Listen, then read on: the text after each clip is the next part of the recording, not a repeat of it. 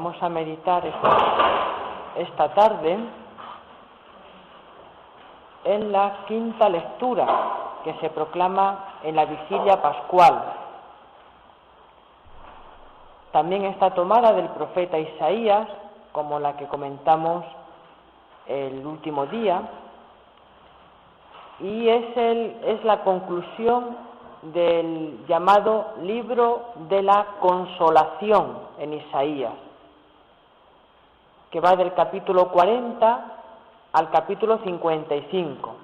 El profeta anuncia al pueblo de Israel que su liberación del exilio en Babilonia está por finalizar.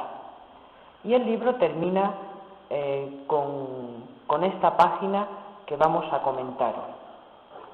Tenemos todos el texto delante, entonces lo vamos leyendo y lo voy comentando.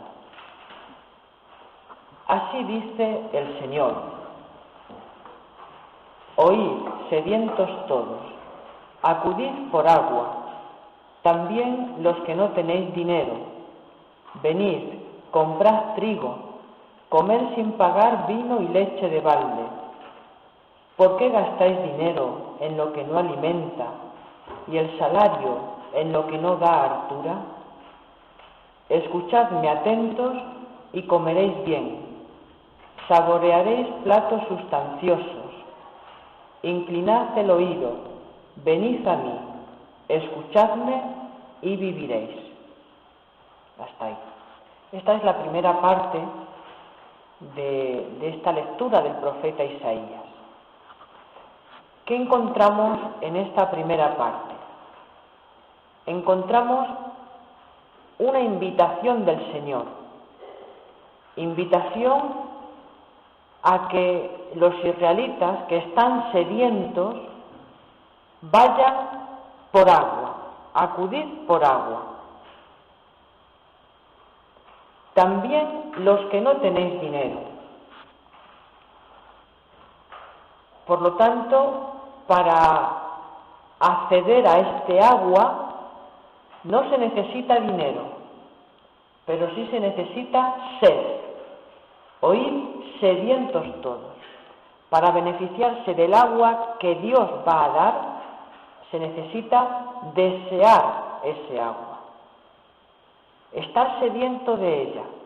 No hace falta tener dinero, pero sí sed. Venid, comprad trigo, comed sin pagar vino y leche de balde. Ofrece agua y los que vienen a por agua van a salir con trigo, vino y leche. El trigo, el vino y la leche son los productos de la tierra prometida. Por lo tanto, el que va buscando agua recibe incomparablemente mucho más en el Señor. Recibe los productos típicos de la tierra prometida: el trigo, el vino y la leche. Esto es imprescindible para vivir. Ahora bien, esta primera parte termina diciendo: escuchadme y comeréis bien, saborearéis platos sustanciosos. Por lo tanto, la comida de la que se está hablando no es exactamente la comida material. Acudid por agua, trigo, vino y leche, sino que la comida que Dios está ofreciendo es: inclinad el oído, venid a mí, escuchadme y viviréis. La comida que está ofreciendo a Dios es su palabra, Para vivir hay que escuchar. No solo de pan vive el hombre, sino de toda palabra que sale de la boca de Dios. Escuchadme y entonces viviréis. La vida del hombre no está solo en los bienes materiales que sacian necesidades biológicas, eso también, pero no solo eso. Para tener vida es necesario escuchar a Dios. Escuchadme atentos y comeréis bien. saborearéis platos sustanciosos. Venid a mí, escuchadme y viviréis. Por lo tanto, el alimento es el material, pero mucho más que el material es el espiritual. Escuchadme, la palabra de Dios es alimento del alma. Y en el centro de esta primera parte está una pregunta. ¿Por qué gastáis dinero en lo que no alimenta y el salario en lo que no da hartura? ¿A qué se refiere ese gastar dinero en lo que no alimenta? Esta expresión de gastar dinero aparece un poco antes en Isaías, en el capítulo 46, y se refiere a gastar dinero en hacer ídolos. Dice Isaías en el capítulo 46, gastan el dinero de sus bolsas, pesan la plata en la balanza y pagan a un orfebre para que les haga un dios al que adoran y ante el cual se postran. La pregunta está denunciando al pueblo. ¿Por qué hacéis esto? ¿Gastáis dinero en lo que no alimenta? Está denunciando la idolatría del pueblo, que se ha hecho ídolos. ¿A qué se refiere esto? Pues mirad, cuando el pueblo de Israel deja de ser nómada y conquista la tierra prometida, él siempre ha vivido del ganado. Son nómadas, entonces no están asentados en una tierra fija y no pueden esperar a las estaciones del año para que la tierra dé fruto. Por lo tanto, se dedican a la ganadería, viven del ganado. Cuando entran en la tierra prometida, dejan de ser nómadas y se convierten en sedentarios. Ya están en una tierra fija y tienen que aprender a cultivar la tierra, pero no saben cultivar la tierra, porque han estado durante 40 años caminando por el desierto. Los que sí saben cultivar la tierra son los cananeos, a los que ellos conquistan, o más bien entre los cuales intentan hacerse hueco para vivir en la tierra prometida. Pero claro, los cananeos han unido su medio de vida, que es la agricultura, a su religión. ¿Cómo conseguir frutos de la tierra? Ofreciendo sacrificios a Baal, que es el dios de las tormentas, el dios de la fertilidad, o a Astarte, que es la diosa de la fertilidad. Los israelitas, cuando entran en la tierra prometida y tienen que aprender a cultivar la tierra, dicen, Yahvé está muy bien para el ganado y para el desierto, pero para cultivar la tierra no nos ha enseñado. ¿Dónde aprender? Comienzan los israelitas a frecuentar los altos. ¿Qué son los altos que aparecen en la Biblia? Pues son los santuarios que los cananeos tenían en las colinas, en honor de Baal. Allí los israelitas van a ir también buscando la fecundidad de la tierra. Para aprender a sacar fruto de la tierra hay que rezar a Baal. Y por ahí comenzó la idolatría de Israel en la tierra prometida. Tanto que el profeta Oseas denuncia en el capítulo 2 esta práctica. Pleitead con vuestra madre, se refiere al pueblo de Israel, que quite de su rostro sus prostituciones, pues su madre se ha prostituido, se ha deshonrado. Me iré detrás de mis amantes, los que me daban mi pan y mi agua. No había conocido que era yo quien le daba el trigo, el mosto y el aceite. ¿Dónde va a buscar el pueblo de Israel el trigo, el mosto y el aceite? A sus amantes. ¿Cómo se dice la palabra amante en hebreo? Baal. Baal es amante, dueño, marido. Pues Dios delata esto del pueblo. Se han ido a sus amantes pensando que ellos les van a dar el pan y el agua. No había conocido, se queja Dios, de que era yo quien le daba el trigo, que esos ídolos no son nada. Por eso esta pregunta en el profeta Isaías denuncia: ¿por qué vais a gastar dinero en lo que no alimenta? Vais a buscar alimento en unos ídolos que no os lo van a dar. Venid a mí, que yo sí os lo voy a dar. Los ídolos no son nada. Yo sí soy el único Dios. Venid a mí, buscando agua, y os voy a dar no solo agua, sino vino, trigo y leche. Y además de balde. Esta es la explicación de la primera parte de la lectura. ¿Cuál es su aplicación pascual? Su aplicación a Cristo. ¿Por qué esta lectura se ha incluido en la vigilia pascual? Pues mirad, esa invitación de acudir por agua nos recuerda a Jesús, que es fuente de agua viva, y nos lo recuerda en el capítulo 7 de Juan, cuando en las fiestas de los tabernáculos gritó en el templo: si alguno tiene sed, venga a mí y beba. El que cree en mí, como dice la Escritura, ríos de agua viva correrán de su interior. Esto dijo acerca del Espíritu que habían de recibir los que creyeran en él, pues todavía no había sido dado el Espíritu, porque Jesús aún no había sido glorificado. Cristo va a dar el agua viva. ¿Cuál es esa agua viva? Su Espíritu Santo, que es el don de los dones, y es lo que estamos pidiendo en esta Pascua. El fruto más perfecto de la Pascua es recibir el Espíritu de Cristo. Es el agua viva que Cristo ofrece. ¿Cuándo viene el Espíritu Santo? Cuando Jesús se ha glorificado. ¿Cuándo ocurre esto? En el Calvario. El Calvario es el lugar, el momento de la glorificación plena del Padre y de Cristo. Cristo glorifica al Padre y el Padre glorifica a Cristo. Estas palabras, venid a buscar agua, si alguno tiene sed, que venga a mí y beba, tiene, como he dicho, lugar en el contexto de las fiestas de las tiendas. En esas fiestas, el pueblo de Israel realizaba unos ritos que hacían referencia al agua.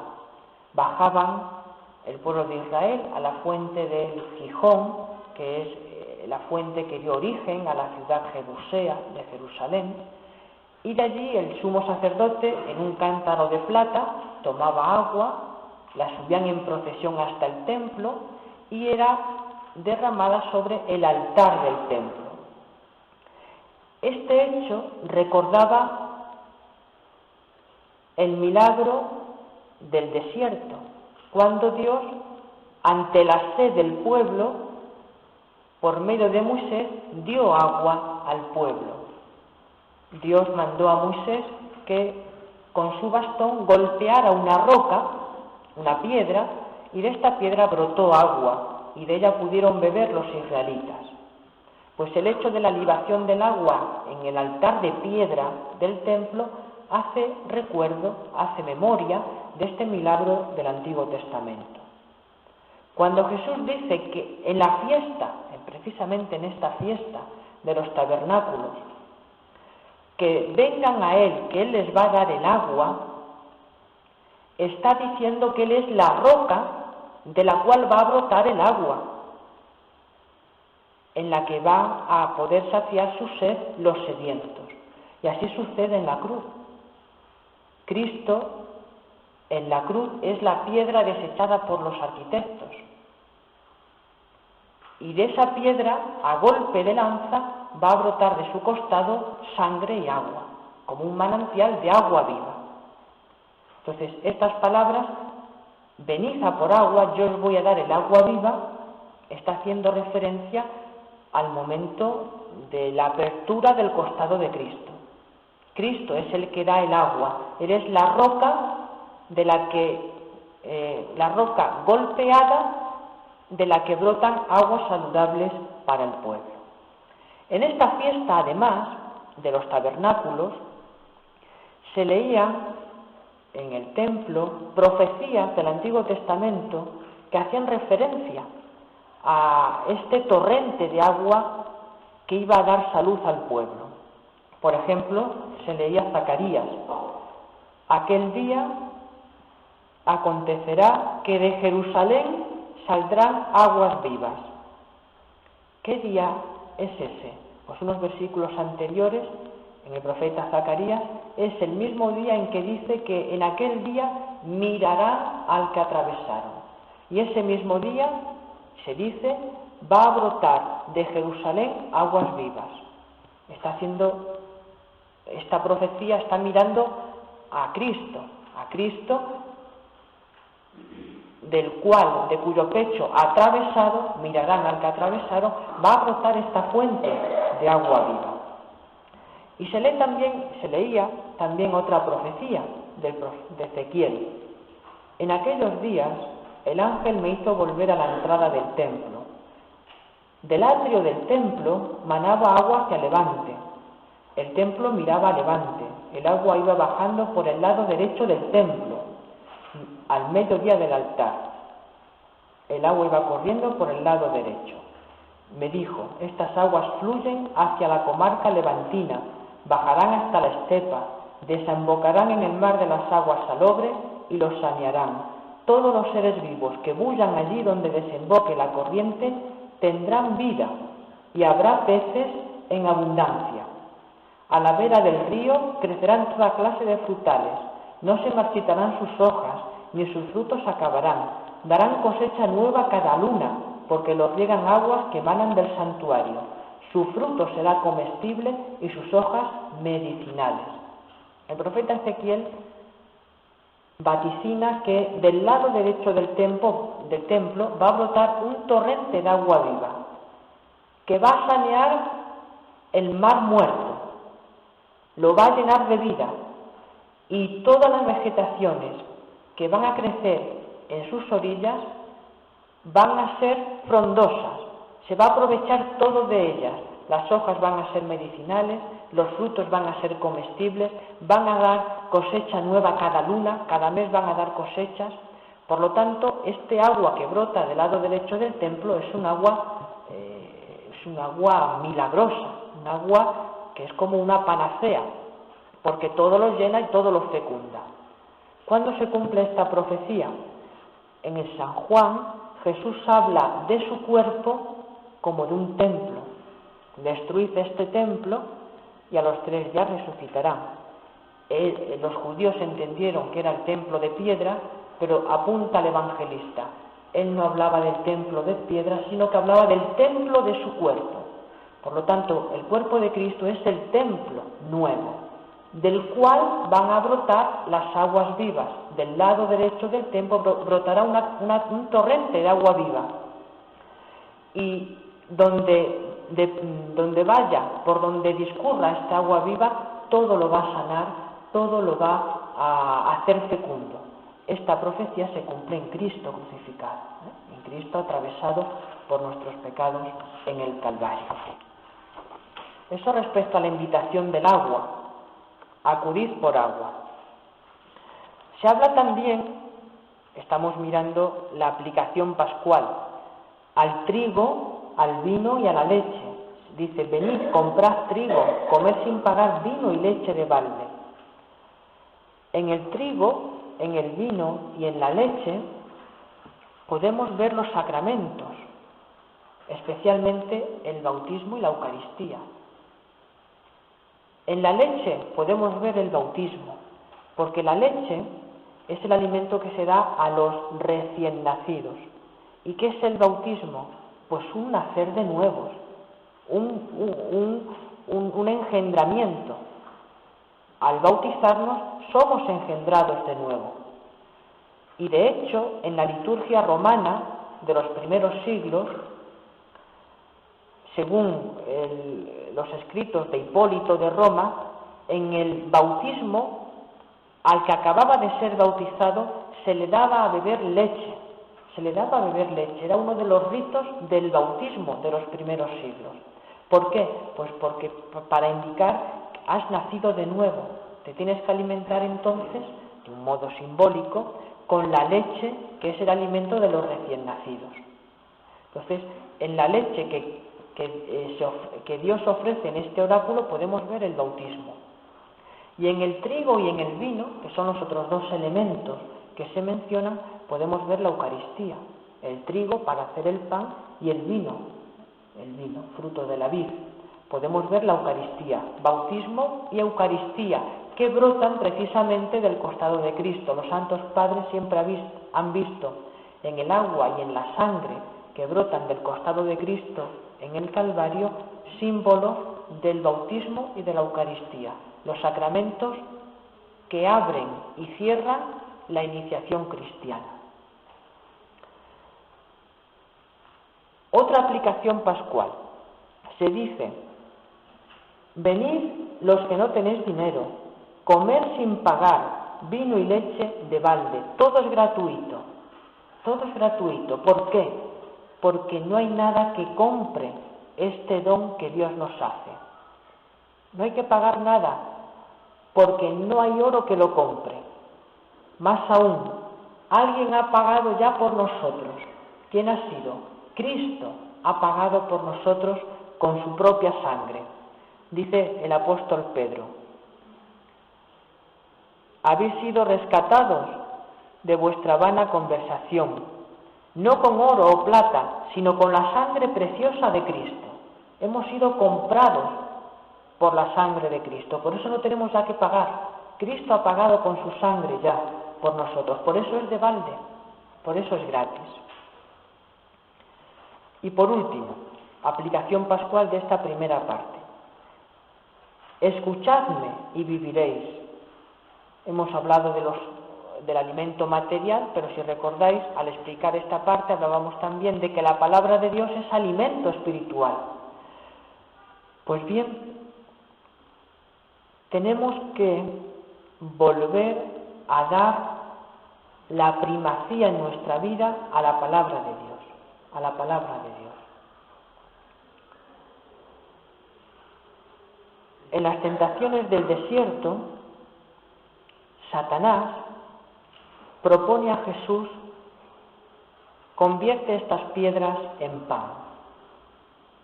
Y Jesús le responde: no solo de pan vive el hombre, sino de toda palabra que sale de la boca de Dios.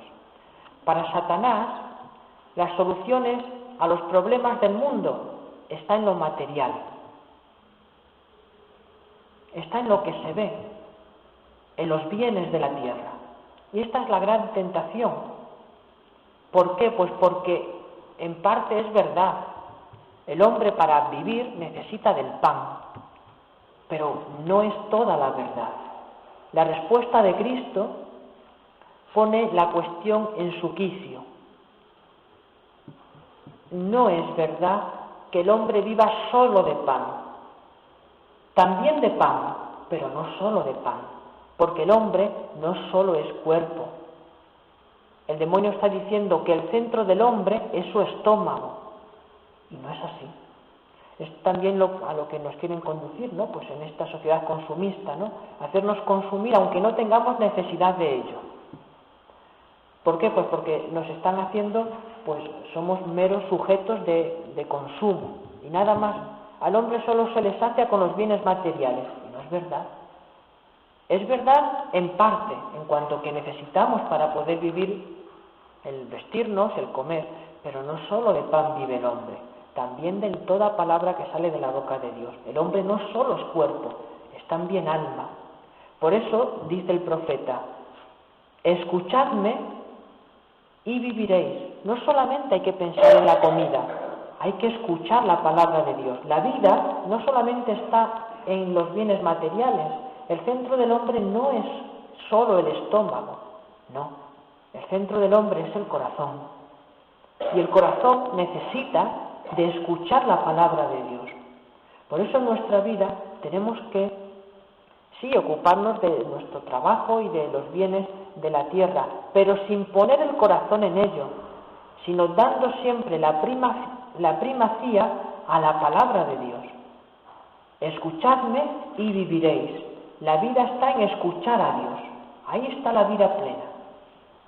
Ahí tenemos que centrar nuestra vida y centrar también la vida de nuestros hijos y de nuestros nietos. Primera parte. Es la más larga. La segunda parte es más corta, las explicaciones. Segunda parte de la lectura. Sellaré con vosotros alianza perpetua, la promesa que aseguré a David. A él lo hice mi testigo para los pueblos, caudillo y soberano de naciones. Tú llamarás a un pueblo desconocido, un pueblo que no te conocía correrá hacia ti, por el Señor tu Dios, por el Santo de Israel que te honra. Buscad al Señor mientras se le encuentra, invocadlo mientras esté cerca, que el malvado abandone su camino y el criminal sus planes, que regrese al Señor y Él tendrá piedad, a nuestro Dios que es rico en perdón. Mis planes no son vuestros planes, vuestros caminos no son mis caminos, oráculo del Señor. Como el cielo es más alto que la tierra, mis caminos son más altos que los vuestros, mis planes que vuestros planes. En esta segunda parte se nos habla de una alianza perpetua. Y segundo, se nos habla de la necesidad de conversión. Para coger esta alianza hay que morir al pecado, hay que empezar de nuevo, borrón y cuenta nueva. Sellaré con vosotros alianza perpetua. La promesa que aseguré a David. Recuerda al rey David la promesa que Dios hizo a David. Tu trono permanecerá siempre en mi presencia, le dijo a David. Resulta sorprendente, porque estas palabras se las está diciendo Dios a un pueblo en el que ya no hay rey. Están desterrados. Parece que Dios no ha cumplido su promesa. Y sin embargo Dios recuerda la promesa que hizo a David. Es una promesa además unilateral, donde solo Dios se comprometió. No le pidió nada a David. Yo voy a mantenerte tu trono para siempre en mi presencia. Y dice que además le dijo a David que él sería testigo para todos los pueblos, no solo para Israel, sino para todos los pueblos.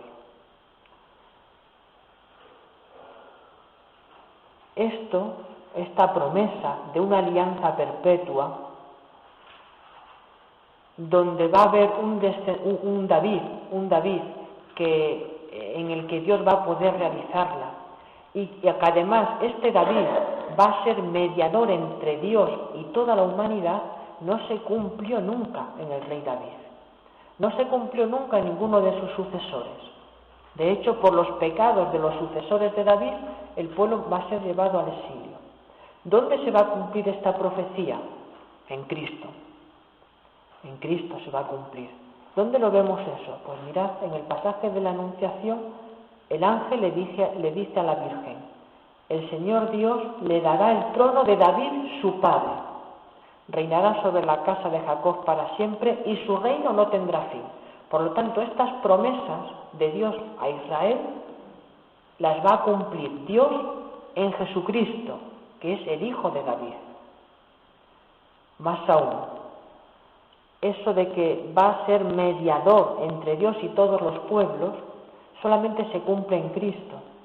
Pues de Cristo se dice que va a morir no solo para el pueblo de Israel, sino para reunir a todos los hijos de Dios dispersos, es decir, para todas las naciones. La muerte de Cristo no solamente va a valer para los judíos, sino para todas las naciones. Por lo tanto, esta promesa de sellaré con vosotros alianza perpetua, una alianza eterna, se cumple en Jesucristo.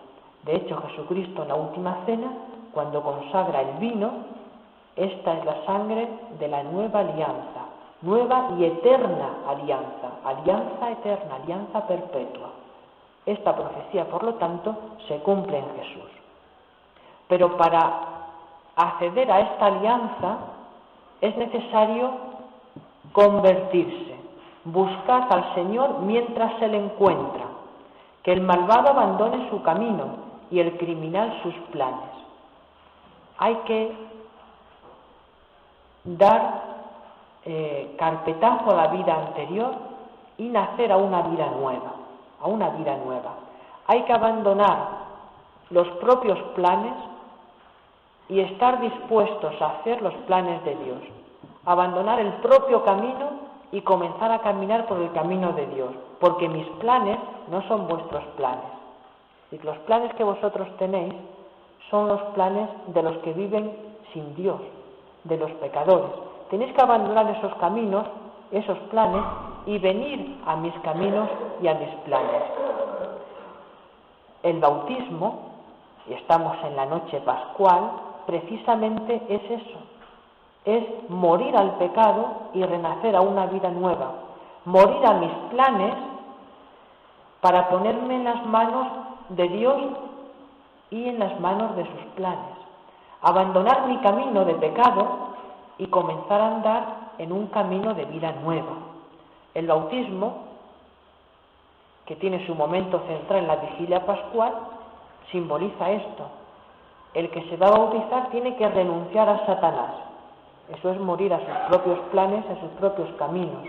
Y es sumergido en la fuente bautismal, significando la muerte de Cristo, la muerte a una vida de pecado. Sumergirnos en el agua es morir. Y después hay que hacer profesión de fe en Dios, vida nueva, y emergemos del agua, salimos del agua como quien renace a una vida nueva. Todas estas profecías de Isaías se cumplen en el bautismo y por eso esta lectura se proclama en la noche pascual. Última parte. Como bajan la lluvia y la nieve del cielo y no vuelven allá sino después de empapar la tierra, de fecundarla y hacerla germinar, para que dé semilla al sembrador y pan al que come, así será mi palabra que sale de mi boca. No volverá a mí vacía, sino que hará mi voluntad y cumplirá mi encargo. Dios dice a los israelitas, esto que os estoy diciendo tiene la eficacia de mi palabra, se va a cumplir. Se va a cumplir. Hemos dicho que este texto es el final del libro de la consolación. Al inicio del libro de la consolación, el Señor dice algo parecido. Dice, la hierba se seca, la flor se marchita, pero la palabra de Dios permanece para siempre. ¿Por qué dice esto? Porque mirad, los israelitas en el exilio vivían en un estado de desilusión. Cuando el profeta pronuncia estos oráculos de parte de Dios, han pasado ya 50 años que ya están en el exilio y les ha venido el desánimo, pensaban que iba a ser por poco tiempo. Incluso ha habido falsos profetas que les han dicho, ya vamos a ser liberados, vamos a volver a la tierra, y nunca llegó a cumplirse esa palabra. Ahora es cuando el profeta dice, esta sí que es palabra de Dios, así dice el Señor. Y el libro de la consolación, capítulos 40 al 55 de Isaías, está comprendido entre estas dos promesas. La palabra de Dios permanece para siempre. Se seca la hierba, la flor se marchita, pero mi palabra no se seca, no se marchita, se cumple. Y termina este libro diciendo este himno de la palabra. Como bajan la lluvia y la nieve del cielo, y no vuelven allá, sino después de empapar la tierra, es decir, de cumplir su encargo, así será mi palabra, no volverá a mí vacía, es decir, cumplirá lo que yo le he dicho, es decir, se va a cumplir, lo que yo prometo esta vez sí que lo voy a realizar, porque lo digo yo. Tenemos que confiar en el poder y en la eficacia de la palabra de Dios. Cada vez que escuchamos la palabra de Dios en la Eucaristía o la meditamos en nuestra casa, la palabra de Dios es viva y cura el alma, porque es palabra de Dios. Dios la está pronunciando en ese momento para nuestra salvación. Por eso tenemos que confiar cada vez más en la palabra de Dios. En la Eucaristía, si en la Eucaristía la palabra de Dios convierte el pan y el vino en el cuerpo y la sangre de Cristo, ¿por qué cuando nosotros recibimos esa palabra de Dios no nos convierte? Porque en el pan y en el vino no hay una voluntad rebelde que se oponga a la palabra de Dios. Pero en nuestro caso sí que hay muchas veces una voluntad rebelde, que aunque Dios pronuncie su palabra sobre nosotros, no terminamos de convertirnos, porque no la dejamos que fructifique. Por eso hay que dejar que la palabra de Dios entre en mi vida y me la cambie por completo. Por último, una última aplicación, esta vez ya alegórica, de esta última parte de Isaías. Como bajan la lluvia y la nieve del cielo y no vuelven allá sino después de empapar la tierra, de fecundarla y hacerla germinar, así será mi palabra que sale de mi boca. No volverá a mí vacía, sino que hará mi voluntad y cumplirá mi encargo. ¿Quién es esa palabra de Dios que ha salido de la boca de Dios, que ha venido a la tierra, que ha hecho su voluntad, que ha cumplido su encargo y que no ha vuelto a Dios vacía? ¿Quién es esa palabra de Dios? Jesucristo.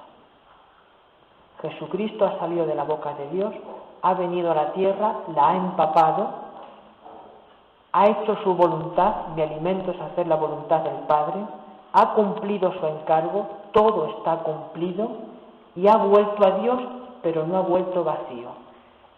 Cuando en la resurrección y en la ascensión Cristo vuelve al Padre, no vuelve como vino. Vino tomando cuerpo en el seno de María. El Verbo eterno de Dios, espíritu puro, porque Dios es espíritu puro, no tenía carne. La tomó en el seno de María, pero vino sin carne y la tomó del seno de la Virgen. Al volver, ya no vuelve vacío, no vuelve como vino, sino que sube al Padre y lleva nuestra humanidad al seno de la Santísima Trinidad, y nuestra humanidad llagada, con las llagas de su pasión. No ha vuelto al Padre vacío, no, nos ha llevado a nosotros al seno del Padre. Esta palabra se cumple perfectamente en Jesucristo. Bueno, pues que estas meditaciones nos sigan ayudando en este tiempo pascual para profundizar en este misterio grande de nuestra fe, la resurrección de Cristo, y nos ayude a esperar con gozo y con gran deseo, porque el Señor solamente puede saciar al que tiene sed, que nos haga esperar el agua viva, que es el Espíritu Santo que brota del costado de Cristo. Gloria al Padre, y al Hijo, y al Espíritu Santo.